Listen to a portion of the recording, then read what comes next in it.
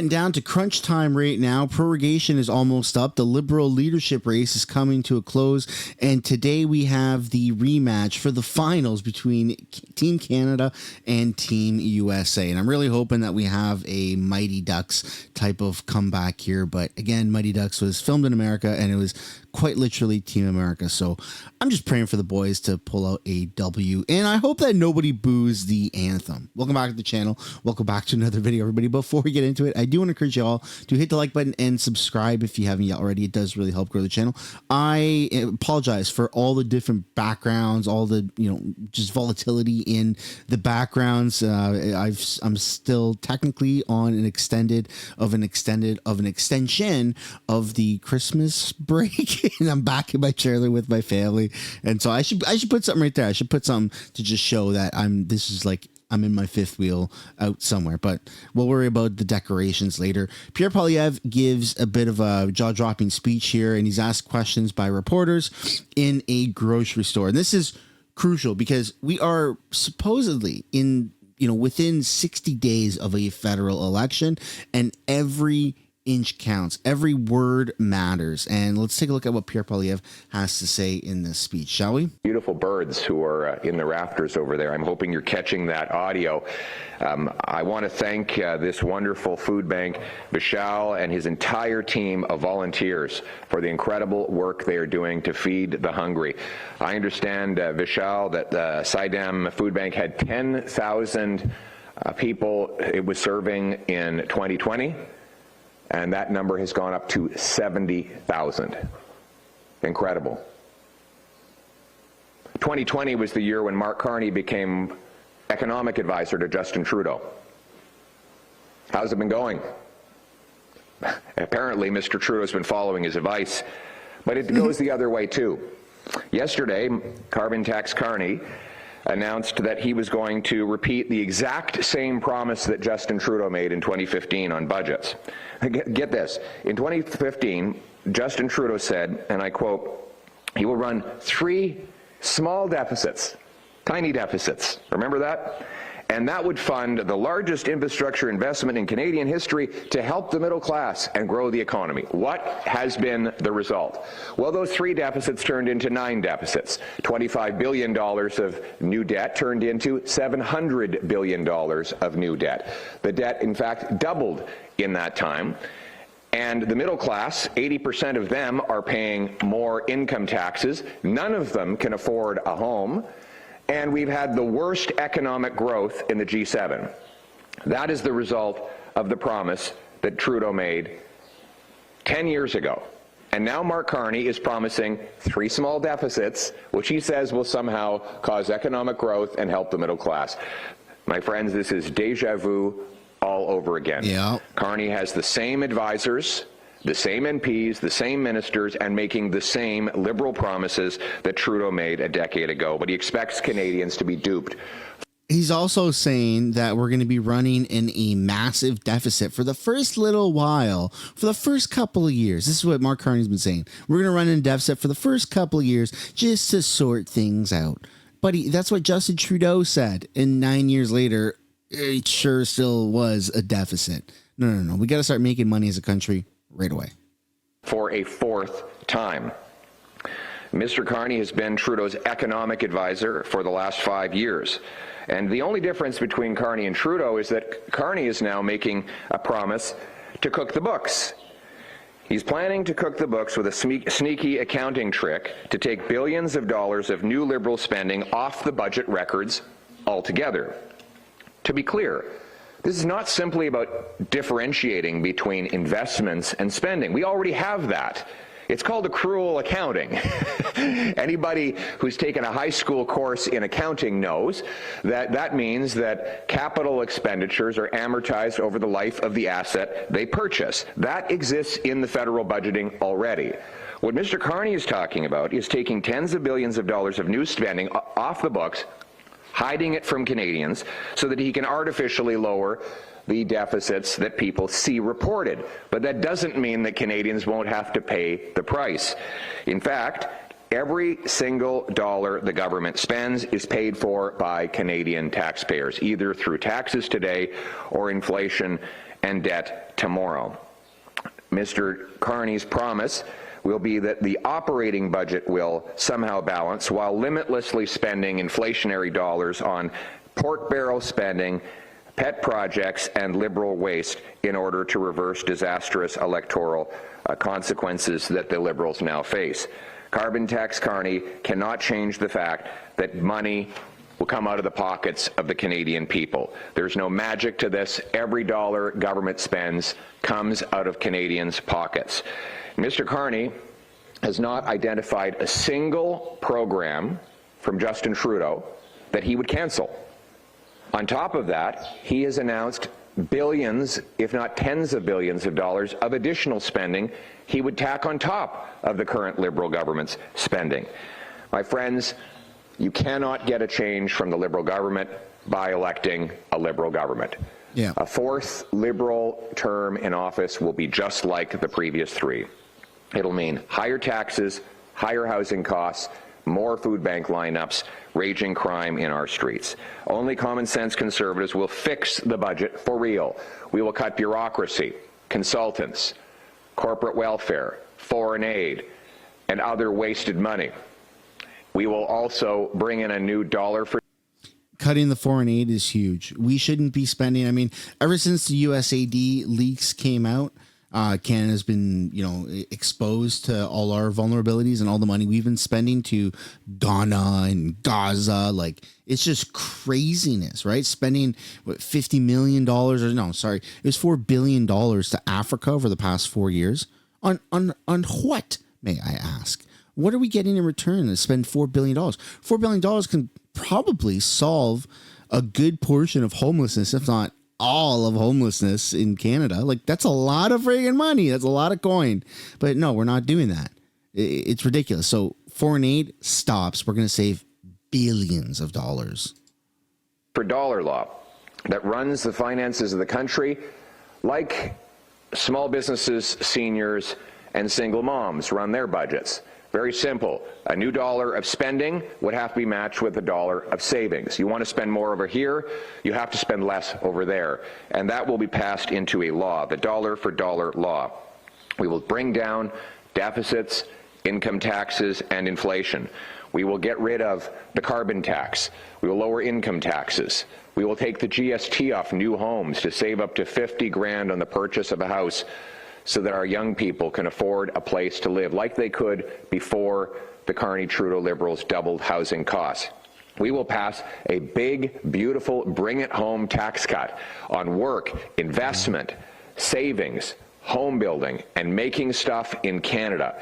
The purpose will be to bring home the $500 billion of investment that the Carney-Trudeau Liberals have driven out of our country to the United States of America. I want that money in our country, for our people.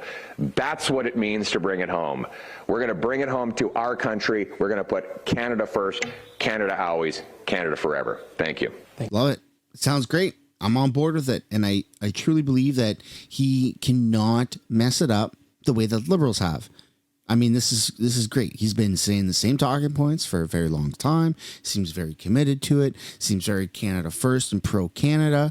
Wants to put more money into our military. I mean, you're not hearing other candidates, other people that are running for this job that are saying the same thing. We know that our military is extremely vulnerable. Oh, my goodness. We have like the lowest amount of regular force and reserves that we've ever had in Canada, probably. I mean, it's just pathetic what's going on. We're using old technology.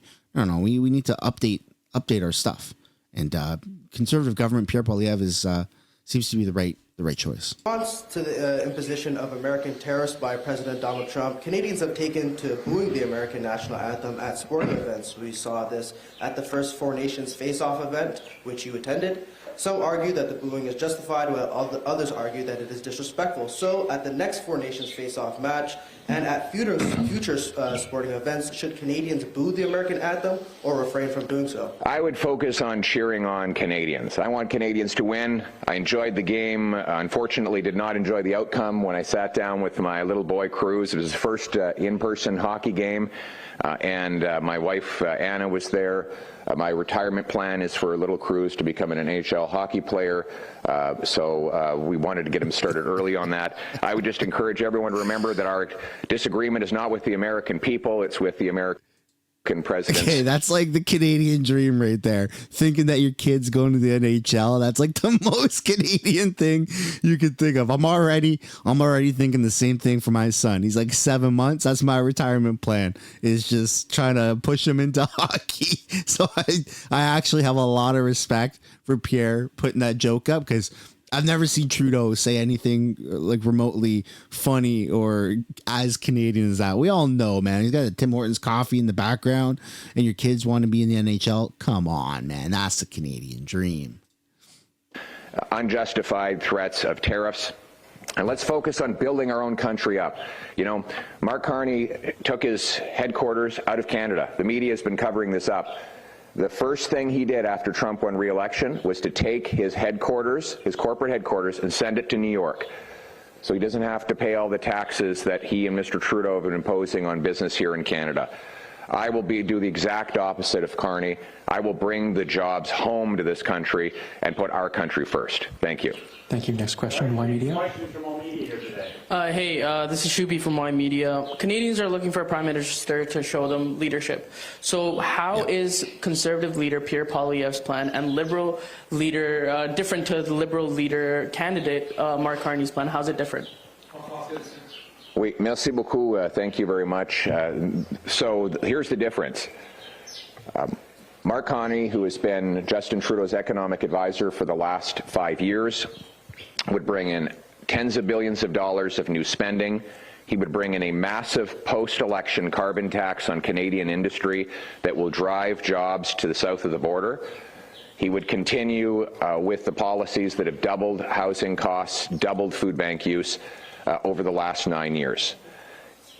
Electing a fourth Liberal government in a row will not change what the previous 3 Liberal governments did. You need a new, common-sense Conservative government that will pass a massive bring-it-home tax cut that will to incentivize bringing back the $500 billion of investment Liberals drove to the United States so that Canadians can build factories, pipelines, mines, LNG plants, technology, and countless other assets that generate income for our people on this side of the border. We will go from having the worst economic growth in the G7 under Carney-Trudeau over the last 5 years to having the best economic growth in the G7. We will repeal the unconstitutional No New Pipelines Law, C-69, so that we can take back control of our energy and our resources. We can ship Canadian energy to Canadian workers, to Canadian businesses in this country we all call Canada. Liberals will drive jobs and investment away. Conservatives will put Canada first. We have to cut waste and mismanagement in this country. After 10 years of the Carney-Trudeau Liberals, they've increased government spending by 80%. They've increased the debt by over 100%. And much of it has gone to waste. For example, almost nobody watches CBC television. They have among the worst ratings of any network, and yet Trudeau gives them billions more. We're going to cut wasteful spending, not just there, but across the government to bring down inflation, deficits, and taxes. That's common sense. Now let's bring it home. Thank you. Next question. That's a good point. Defund the CBC, so he's still on board with that. That's good. A lot of people are very much on board. I mean, that's like our CNN, right? And so that's still a good promise, and I think people are going to hold him to it, right? He better defund the CBC because we spend hundreds of millions or billions of dollars on the CBC. It's craziness. It's absolutely crazy. You should be making your own money. Sell your own merch, CBC. Come on, monetize your freaking YouTube channels. Like, what are you doing? You're not getting government handouts for media. This isn't North Korea. That's crazy. David Menzies with Rebel News. Mr. Poilievre, you recently said that any foreign nationals who are convicted of anti-Semitic crimes in Canada should be deported. Mm-hmm. But that is a very high bar. There have been very few arrests and very few prosecutions over the past 16 months. Indeed, according to police and prosecutors, the anti-Semitic encampments at universities were not crimes. Shouting for a new intifada and promoting genocide are not considered criminal. Question: would you be open to reviving Stephen Harper's ban on the glorification of terrorism? Thank you. We're going to be releasing our election platform once the writ is dropped and the election is called, so you'll have to wait until then for those sorts of final decisions and commitments. But what I've made clear is that we have to reverse the hate and division that has been unleashed in this country over the last 10 years.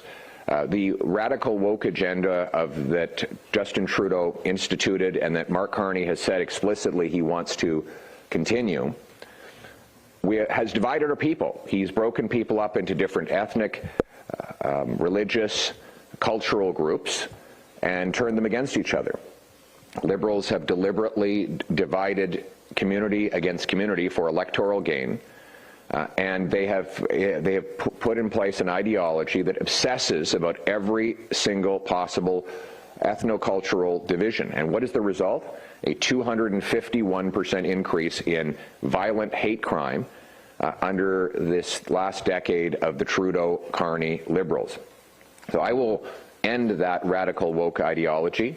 I will treat every single Canadian equally. We will cut off the funds that have gone to anti-Semitic groups and to other hate mongers.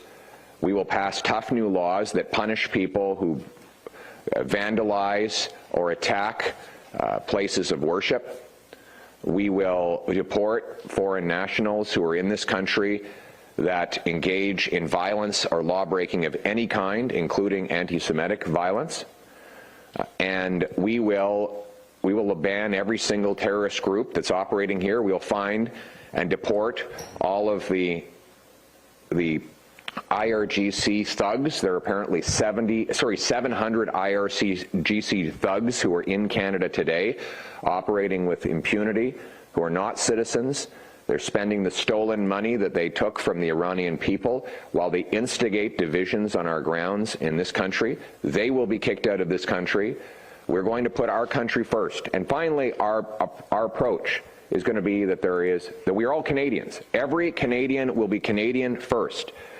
We can come from anywhere in the world. You can have any religious background you want. At the end of the day, we need a common identity with a common loyalty that puts that flag above everything else.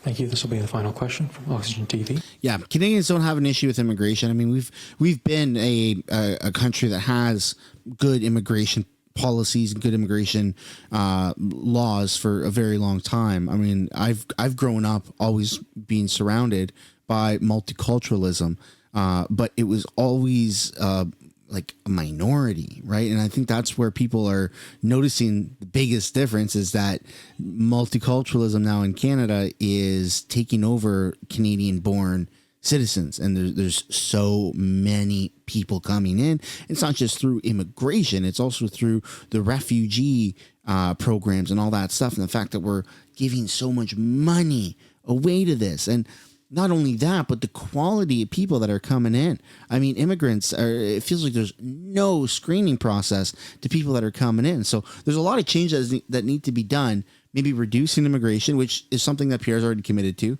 He only wants to let in 200 to 250,000 people per year for the next several years, which is, I mean, a huge change from, 500,000 to 1 million people per year, which is, I think, what Trudeau's been trying to do. 1 million people per year. That's bananas.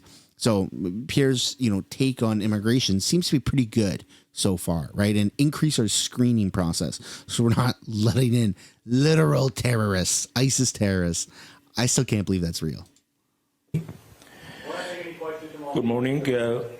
We find that in your plan, you encourage investment and less spending. We find Mr. Mark Carney put in his slogan that invest more and spend less. We also encourage to remove all barriers for trade between provinces. We find the same thing Mr. Mark Carney included in his plan to remove barriers. So my question is, do you see any kind of imitations or copy and paste? And your comment, please. Thank you. Well, I noticed that Mr. Carney uses a lot of slogans.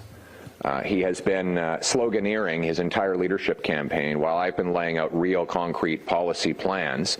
For example, his only 2 announcements on policy have been slogans. One, he wants to rename the carbon tax, and 2, he wants to rename spending. The irony is that his record as part of the Trudeau government as the top economic advisor has been to spend more and invest less. Investment has crashed under the Carney-Trudeau Liberals, while spending has exploded. Yeah. That is the actual record. It is the opposite of his slogan. We have, right now, today in Canada, 55 cents of investment per worker for every dollar the American worker gets. So this is the record after Carney-Trudeau. An American worker gets $28,000 of investment per year. A Canadian worker gets $15,000 of investment per year, both measured in American dollars. What does that mean? It means the American worker is getting more machines, more technology, bigger and better factories than his Canadian counterpart, so that even though the Canadian worker is better, he has worse tools. That is because investment has collapsed under the Carney-Trudeau Liberals. In the 5 years Carney has been Trudeau's advisor on economic matters, $500 billion of Canadian investment has left to the States more than has come back. And that means American workers are getting better off and our economy is being left in the dust. I will repeal the Carney-Trudeau No New Pipelines Law C-69. I will make this the fastest place in the OECD to get a building permit. I will slash taxes on work, investment, savings, energy, home building, and making stuff in Canada so that we can bring home the hundreds of billions of dollars of investment for new machines, tools, technology, home building. We're going to unleash a massive boom in this country that will boost paychecks, and it will also bring home the Canadian promise that hard work gets you a great life in a beautiful home on a safe street, protected by solid borders and brave soldiers under a proud flag. That right there, ladies and gentlemen, is Canada's next prime minister. It's pretty exciting knowing that we could potentially be around 60 days away from him being the honorable prime minister of Canada. It's very exciting. He has brought a lot of good points. Pierre's brought a lot of good points to the table. He has a lot of great solutions, and I am on board fully with a conservative government at this point. I'd love to know your guys' thoughts down below in the comments about any of the points that Pierre Poilievre brought forward. And and we'll see you guys later on. Go Team Canada. Bye for now.